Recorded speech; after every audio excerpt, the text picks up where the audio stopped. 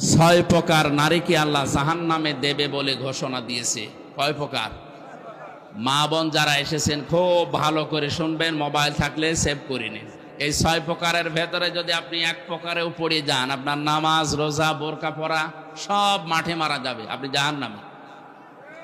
এক নম্বরে যাদের মাথার চুল খোলা থাকে স্বামী বাদ দিয়ে অন্য কারোর জন্যে, এরকম মেয়ে লোকে দেশে এখন আর নেই।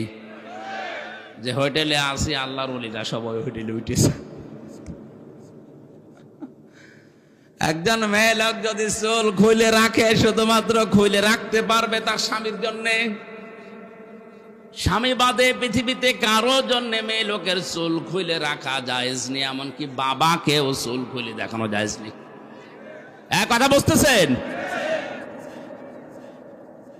একজন মেয়ে লোকের চুল যত তার স্বামী দেখবে, তার চোখের পাওয়ার বাড়বে, তত সওয়াব বেশি পাবে ওই মেয়েটা।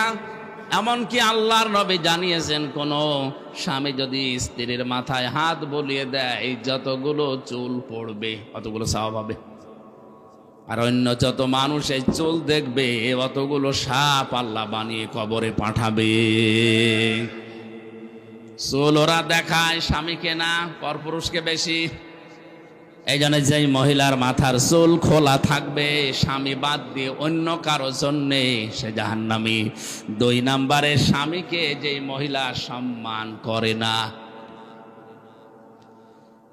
তিন নম্বরে স্বামীকে বাদ দিয়ে দেবর ননদ বা অন্য কারো সাথে যারা হাসি তামাশায় লিপ্ত থাকে বেশি সময়, স্বামীর কাছে আসলে মুখ গোমরা হয়ে থাকে।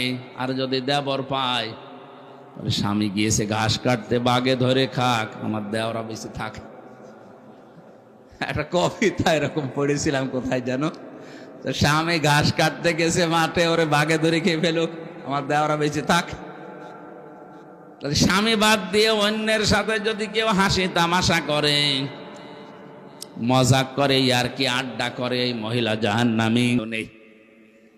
এই জন্য যখনই শরীর অসুস্থ হবে, সুস্থ হওয়ার পর থেকে নিজেকে পরিষ্কার পরিচ্ছন্ন করে স্বামীর জন্য উপস্থাপন করা লাগবে। 5 নম্বরে মিথ্যা বলে, গীবত করে, এরপর আবার কসম করে কথায় কথায়। মেয়েদের স্বভাব এটা বেশি, ওরা কিছু হলেই কসম কাটে। কসম যদিও কাটে, আবার ছেলের মাথায় হাত দিয়ে স্বামীর মাথায় হাত দিয়ে কসম কাটে। এমনকি কাবা শরীফের ছবি টাঙানো বলে কাবার কসম। দুনিয়াতে একজনের নামে শুধু কসম কাটা জায়েজ আছে, কে? এই বলেন বলুন। আমরা কসম কাটি বড় যে জিনিস, সে জিনিসের উপরে এ দুনিয়ার সব চাইতে বড়, বলেন বলুন। আর আল্লাহ যখন কসম কাটেন, তখন কসম কাটেন ওই জিনিসের সাথে, যেই জিনিসের সাথে আমাদের জীবনের সম্পর্ক আছে। আমাদের জীবনের সম্পর্ক আছে সময়ের সাথে। কিসের সময় আছে? এই জন্য আমির হামজা আছে, সময় নেই হামজার দাম। এখন যদি আমার সময় শেষ হয়ে যায়, আপনারাও আমাকে নামিয়ে দেবেন। আর আমার জীবনের সময় যদি শেষ হয়ে যায়, আমাকে মানুষ আর হামজা বলবে না, মরহুম হামজা বলবে।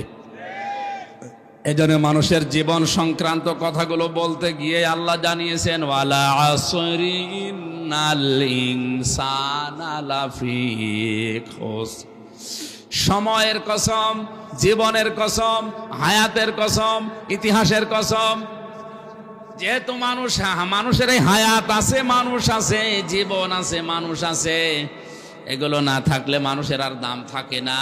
এর সম্পর্ক মানুষের জীবনের সাথে রিলেটেড। এই জন্য আল্লাহ মানুষের জীবন সংক্রান্ত কথা বলতে গিয়ে কসম দিয়েছেন হায়াতের, সময়ের। জোরে বলেন সুবহানাল্লাহ।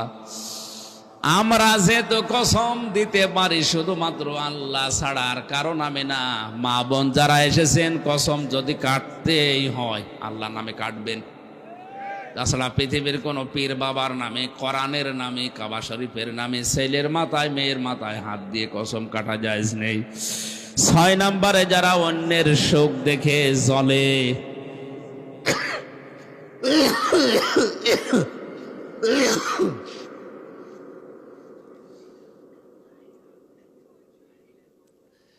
যারা অন্যের সুখ দেখে জ্বলে এবং কিছু দান করলেও যারা খোঁটা দেয়, এই 6 প্রকার নারীর কথা মুসলিম শরীফে নবীজি জানিয়েছেন।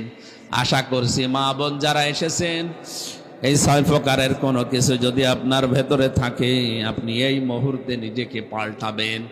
আল্লাহ আমাদেরকে এই যে 4টা অপরাধের কথা বলেছিলাম, ওজনে কম বেশি করা, খাদ্যে ভেজাল দেওয়া, দুনিয়া শান্ত হয়ে যাওয়ার পরে অশান্তি তৈরি করা, মানুষকে বিপদে ফেলার জন্য ওত পেতে থাকা, আর আল্লাহর রাস্তা থেকে মানুষকে ফেরানোর জন্য চেষ্টা চালানো, এই গুনাহগুলো থেকে যদি আল্লাহ আমাদেরকে না বাঁচান, আমরা যদি চেষ্টা না করি, ভূমিকম্পের মতো এই জিনিস আবার আসবে।